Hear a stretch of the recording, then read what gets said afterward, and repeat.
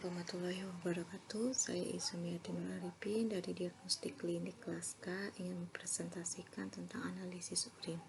Urin adalah cairan sisa yang diekan oleh ginjal yang kemudian akan dikeluarkan dari dalam tubuh melalui proses urinasi. Ekskresi urin diperlukan untuk membuang molekul-molekul sisa dalam darah yang ada ginjal dan untuk menjaga homeostasis cairan tubuh.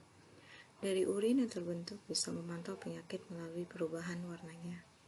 Meskipun tidak selalu bisa dijadikan pedoman, namun ada baiknya kita mengetahui hal ini untuk berjaga-jaga. Urin merupakan cairan yang dihasilkan oleh ginjal melalui proses penyaringan darah. Oleh karena itu, kelainan darah dapat menunjukkan kelainan di dalam urin. Fungsi utama urin adalah untuk membuang zat-zat sisa seperti racun atau obat-obatan dari dalam tubuh.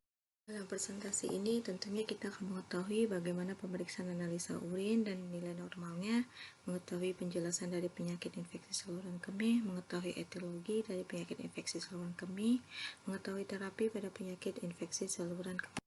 Analisa urin merupakan salah satu pemeriksaan laboratorium yang memeriksa senyawa-senyawa yang terkandung di dalam urin. Pemeriksaan tersebut meliputi pemeriksaan makroskopis, pemeriksaan mikroskopis, dan pemeriksaan kimia. Manfaat pemeriksaan analisa urin antara lain diagnostik infeksi saluran kemih, pemeriksaan batu ginjal, pemeriksaan ginjal, screening kesehatan, evaluasi berbagai penyakit ginjal, memantau perkembangan penyakit ginjal. Pemeriksaan urin secara makroskopis. Pemeriksaan makroskopis ini dilakukan dengan mengamati keadaan yang ada pada sampel urin, meliputi warna urin. Urin normal berwarna kuning karena pigmen urokrom dan urobilin. Beberapa keadaan warna urin dan penyebabnya, misalnya urin berwarna merah. Penyebab patologik, hemoglobin, mioglobin, porfobilinogen, porfirin. Penyebab non-patologik, banyak macam obat dan zat warna. Jika urin berwarna orange, penyebab patologik, pigmen empedu. Penyebab non-patologik, obat untuk infeksi saluran kemih seperti pyridium, obat lain termasuk fenotiazin. Berat jenis urin berkisar antara 1,003 sampai dengan 1,030. Pengukuran berat jenis urin menggunakan alat yang disebut urinometer. pH urin adalah asam, pH kurang dari 6. Urin yang akan diperiksa harus memiliki pH asam, karena jika pH urin sudah basah, maka bisa dikatakan bahwa urin tersebut sudah rusak karena aktivitas mikroorganisme yang ada di dalam urin, yang mengubah ureum menjadi amoniak sehingga pH menjadi basah. Kejernihan urin. Kekeruhan biasanya terjadi karena kristalisasi atau pengendapan urat dalam urin asam atau fosfat dalam urin basah. Kekeruhan juga bisa disebabkan oleh bahan seluler berlebihan atau protein dalam urin. Volume urin. Volume urin normal orang dewasa 600 sampai 2500 ml per hari. Jumlah ini tergantung pada masukan air, suhu luar, makanan dan keadaan mental atau fisik individu, produk akhir nitrogen dan kopi, teh serta alkohol mempunyai efek diuretik. Buih. Pada urin yang baru saja dikeluarkan langsung membentuk buih putih, maka urin tersebut mengandung protein. Pada urin yang berbuih kuning, maka urin tersebut mengandung bilirubin. Bau urin normal beraroma seperti zat-zat yang sudah dimakan. Pemeriksaan urin secara mikroskopis. Yang dimaksud dengan pemeriksaan mikroskopis yaitu pemeriksaan sedimen urin. Pemeriksaan mikroskopis dilakukan dengan memutar urin lalu mengamati endapan urin di bawah mikroskop. Tes ini bertujuan untuk mengetahui unsur-unsur organik, eritrosit, leukosit, epitel, silinder, silindroid, benang lendir, unsur anorganik, kristal, garam amorf, elemen lain seperti bakteri, sel jamur, dan parasit. Eritrosit. Dalam keadaan normal, terdapat 0-2 sel eritrosit di dalam urin. Jumlah eritrosit yang meningkat menggambarkan adanya trauma atau pendarahan pada ginjal dan saluran kemih, infeksi tumor batu ginjal. Yang kedua, leukosit. Dalam keadaan normal, jumlah leukosit dalam urin adalah 0-4 sel. Peningkatan jumlah leukosit menunjukkan adanya peradangan, infeksi atau tumor. Epitel. Ini adalah sel yang menyusun permukaan dinding bagian dalam ginjal dan saluran kemih. Sel-sel epitel hampir selalu ada dalam urin, apalagi yang berasal dari kandung kemih, uretra, dan vagina. Yang keempat, silinder. Ini adalah mukoprotein yang dinamakan protein Tamm-Horsfall yang terbentuk di tubulus ginjal.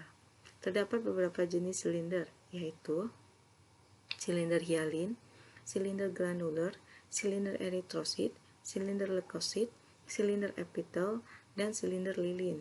Silinder hialin menunjukkan kepada iritasi atau kelainan yang ringan, sedangkan silinder-silinder yang lainnya menunjukkan kelainan atau kerusakan yang lebih berat pada tubulus ginjal. Yang kelima, kristal. Dalam keadaan fisiologi, garam-garam yang dikeluarkan bersama urin akan terkristalisasi dan sering tidak dianggap sesuatu yang berarti. Pembentukan kristal atau garam amorf dipengaruhi oleh jenis makanan, banyaknya makanan, kecepatan metabolisme, dan konsentrasi urin. Yang perlu diwaspadai jika kristal-kristal tersebut ternyata berpotensi terhadap pembentukan batu ginjal. Batu terbentuk jika konsentrasi garam-garam tersebut melampaui keseimbangan kelarutan. Butir-butir mengendap dalam saluran urin, mengeras dan terbentuk batu. Benang lendir. Ini didapat pada iritasi permukaan selaput lendir saluran kemih. Pemeriksaan urin secara kimia meliputi pemeriksaan glukosa, protein, dan pigmen empedu. Pemeriksaan glukosa di dalam urin. Pemeriksaan glukosa di dalam urin menggunakan larutan benetik. Uji positif ditandai dengan terbentuknya endapan berwarna merah. Kurang dari 0,1% dari glukosa normal disaring oleh glomerulus muncul dalam urin, kurang dari 130 mg tiap 24 jam. Glukosuria atau kelebihan gula dalam urin terjadi karena nilai ambang ginjal terlampaui atau daya reabsorpsi tubulus yang menurun. Glukosuria dapat terjadi tidak sejalan dengan peningkatan kadar glukosa dalam darah. Oleh karena itu, glukosuria tidak selalu dapat dipakai untuk menunjang diagnosis diabetes mellitus. Untuk pengukuran glukosa urin, reagen strip diberi enzim glukosa oksidase atau GOD, peroksidase atau POD, dan zat warna. Pemeriksaan protein di dalam urin. Biasanya hanya sebagian kecil protein plasma disaring di glomerulus yang diserap oleh tubulus ginjal. Norma ekskresi protein urin biasanya tidak melebihi 150 mg tiap 24 jam atau 10 mg per desiliter dalam setiap satu spesimen. Lebih dari 10 mg per mililiter didefinisikan sebagai proteinuria. Untuk mengetahui adanya unsur protein dalam urin, menggunakan reagen Milon. Larutan yang awalnya berwarna putih keruh tetap tidak terjadi perubahan yang signifikan, yakni tetap berwarna putih keruh. Reaksi negatif dari reagen Milon karena tidak terbentuknya ikatan antara merkuri dengan reaksi Milon dengan gugus hidroksifenil yang terdapat dalam urin, sehingga tidak didapatkan warna merah. Untuk mengetahui pigmen empedu di dalam bisa dilihat dari hasilnya terdapat buih yang berwarna putih. Reaksi yang dihasilkan negatif jika buih yang dihasilkan berwarna bening itu menandakan tidak ada pigmen empedu. Reaksi positif ditandai dengan buih berwarna kuning. Sebelah kanan adalah bagaimana analisis menggunakan analisis dipstick. Dipstick adalah strip reagen berupa strip plastik tipis yang ditempeli kertas seluloid yang mengandung bahan kimia tertentu sesuai jenis parameter yang akan diperiksa. Urin dip merupakan analisis kimia cepat untuk mendiagnosis berbagai penyakit. Uji kimia yang tersedia pada reagen strip umumnya adalah glukosa, protein, bilirubin, urobilinogen, pH, berat jenis, darah, keton, nitrit, dan leukosin esterase. Penyakit yang dapat dilihat pada analisis urin adalah adanya infeksi pada saluran kemih. Infeksi saluran kemih merupakan istilah umum yang menunjukkan keberadaan mikroorganisme di dalam urin. Adanya bakteri di dalam urin disebut bakteriuria, bermakna menunjukkan pertumbuhan mikroorganisme murni lebih dari 10⁵ koloni forming unit atau CFU pada biakan urin. Faktor-faktor yang mempengaruhi angka kejadian infeksi saluran kemih dapat dipengaruhi oleh bakteri, lalu dipengaruhi oleh faktor penyakit seperti HIV, DM tipe 2, inkontinensia urin, serta dapat dipengaruhi oleh faktor lain seperti multidrug resisten terhadap infeksi saluran kemih. Infeksi saluran kemih pada anak diakibatkan sebagian besar pada anak laki-laki karena tidak disirkumsisi, serta kebiasaan membersihkan genitalia yang kurang baik. Etiologi infeksi saluran kemih. Umumnya infeksi saluran kemih disebabkan oleh mikroorganisme tunggal seperti E. coli, merupakan mikroorganisme yang paling sering diisolasi dari pasien infeksi saluran kemih. Mikroorganisme lain yang sering ditemukan adalah Proteus, Klebsiella, dan Staphylococcus dengan koagulase negatif.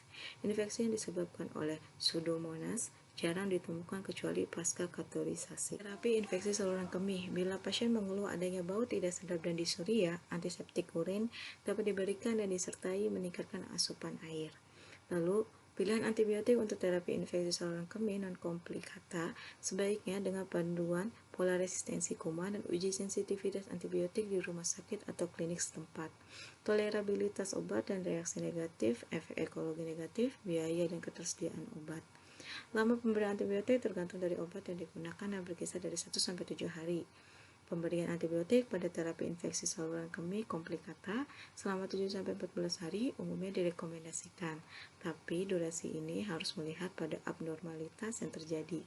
Terkadang perpanjangan hingga 21 hari menurut situasi klinis dapat dilakukan. Rekomendasi antibiotik sebagai terapi awal empiris ada fluoroquinolone, aminopenicillin dikombin dengan beta-lactam inhibitor, cephalosporin, aminoglikosida. Rekomendasi antibiotik bila terapi awal gagal atau kasus berat ada fluoroquinolone jika tidak digunakan pada awal terapi, piperacillin dikombinasikan dengan beta-lactam inhibitor, lalu ada cephalosporin, carbapenem antibiotik yang tidak direkomendasikan sebagai terapi empiris, aminopenicillin, amoxicillin, ampicillin, trimetopin, sulfamethoxazole, fosfomycin, trometamol. Kesimpulannya adalah urinalisis adalah tes yang dilakukan pada sampel urin pasien untuk tujuan diagnosis infeksi saluran kemih, batu ginjal, screening, dan evaluasi berbagai jenis penyakit ginjal. Memantau perkembangan penyakit seperti diabetes mellitus dan tekanan darah tinggi, dan screening terhadap status kesehatan umum. Infeksi saluran kemih merupakan istilah umum yang menunjukkan keberadaan mikroorganisme di dalam urin. Faktor-faktor yang mempengaruhi angka kejadian infeksi saluran kemih dapat dipengaruhi oleh bakteri, lalu beberapa penyakit seperti HIV, diabetes mellitus tipe 2, dan faktor lain seperti multidrug resisten terhadap infeksi saluran kemih. Etiologi infeksi saluran kemih disebabkan oleh mikroorganisme tunggal seperti E. coli yang merupakan mikroorganisme paling sering diisolasi dari pasien infeksi saluran kemih. Terapi infeksi saluran kemih bisa diberikan antiseptik urin dan penggunaan antibiotik berkisar 1-7 hari. Pemberian antibiotik pada terapi infeksi saluran kemih komplikata selama 7-14 hari umumnya direkomendasikan, tapi durasi ini harus melihat pada abnormalitas yang terjadi. Terkadang perpanjangan hingga 21 hari menurut situasi klinis dapat dilakukan. Sekian presentasi dari saya. Maaf dan terima kasih. Wassalamualaikum warahmatullahi wabarakatuh.